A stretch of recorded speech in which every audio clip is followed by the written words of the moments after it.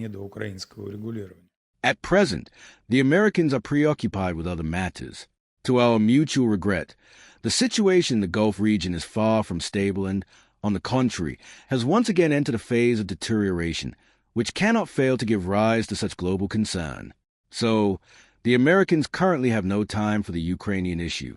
At the same time, judging by our ongoing channels of communication, which are well known to everyone, we constantly receive signals that the Americans remain ready, once they have more breathing space to deal with other problems, to continue providing mediation regarding the Ukrainian settlement.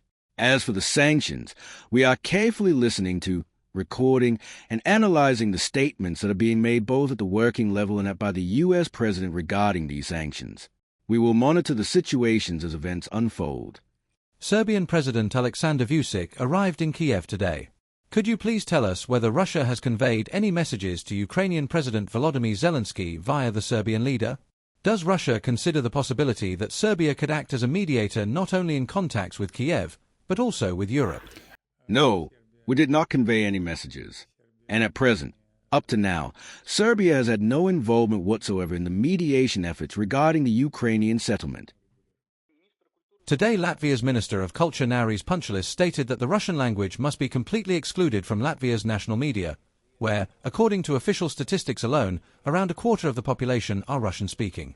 We would like to know how the Kremlin views the Latvian Minister of Culture's statements, and whether the demands to completely exclude the Russian language from the national media are characterized as an act of linguistic genocide against the Russian-speaking population.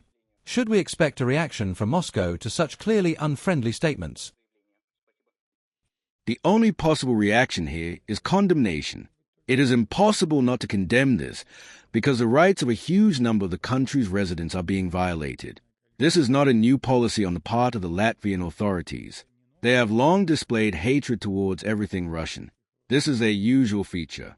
We can only express complete rejection here.